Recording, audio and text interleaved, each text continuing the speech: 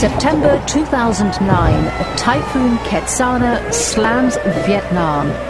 Dozens are dead and missing.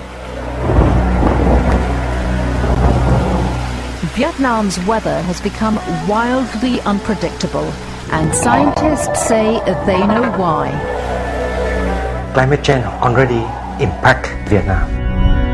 Yeah, very strong impact to Vietnam. Dr. Tran Thuc of Vietnam's Ministry of Natural Resources and Environment. More typhoons with high intensity have occurred during the last few years. Every year, many people has been killed by natural disaster. Those disasters are often caused far to the north of Vietnam, where global warming is melting glaciers. The result, rising sea levels along Vietnam's 3,500-kilometer coastline. Low-lying agricultural areas like Quang Tri province are experiencing unprecedented flooding.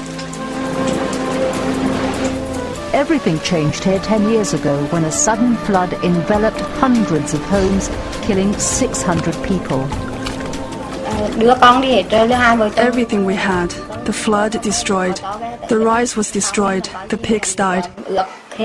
The ducks and the chickens died. All of them. Everything we had.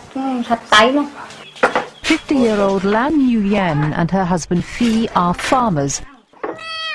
Married for 30 years, they have 2 children at home. They say climate change has transformed their lives. We are affected because the crops are not enough to feed the family. Today, Vietnam grows enough crops to feed its 87 million people. In fact, its abundant rice exports have earned it the title of Asia's rice basket. But if sea levels rise as much as 1 meter, 40% of the fertile Mekong Delta in the south will be underwater. If the sea level rise, rice production in the Mekong Delta will be reduced significantly. Another cruel fact of global warming is that lack of water also plagues farmers. In the past 50 years, Vietnam's average temperature has climbed 1/2 a degree Celsius. That seemingly small change causes big weather extremes, more floods in the rainy season and severe droughts in the dry season. Crops often don't survive. This harvest season, sometimes the rice stalks did not open. That's because the climate is too dry. No longer able to count on his crops, Phi leaves his home for 2 months a year to work in construction.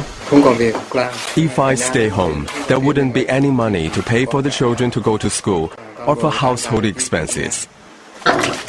Phi's long absences are hard on his wife Lan.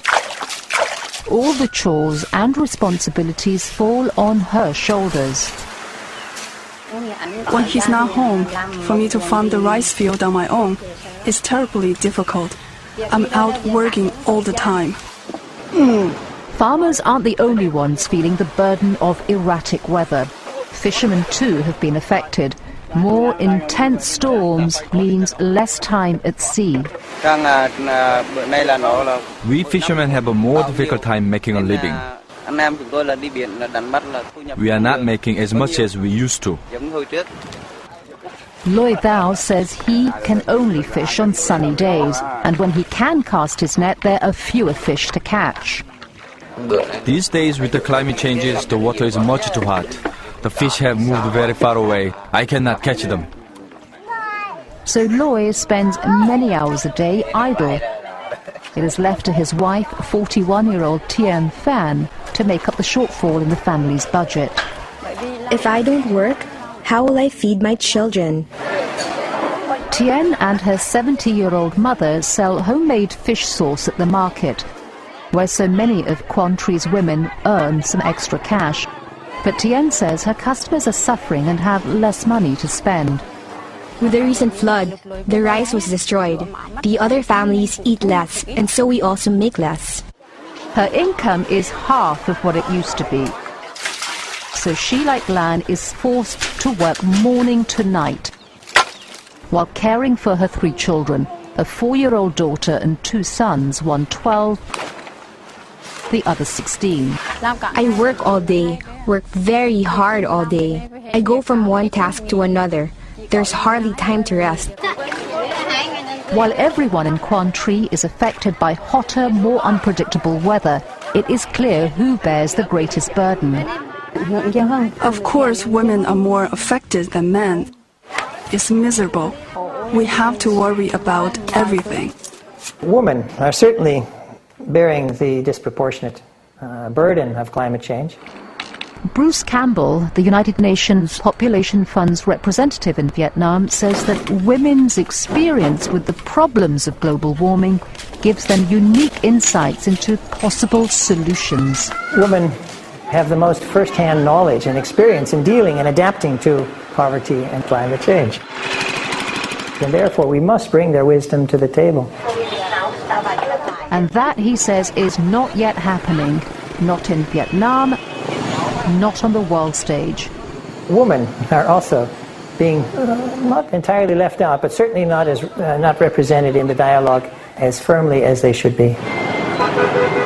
As negotiations to find a global solution to climate change continue, Quang Tri is preparing for the storms that are inevitable. Many homes, like lands, have raised lofts, a refuge for provisions and children when the waters rise.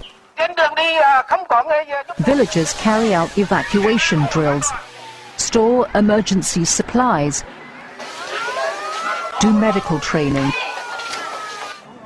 But unless global solutions to the local challenges of climate change are found,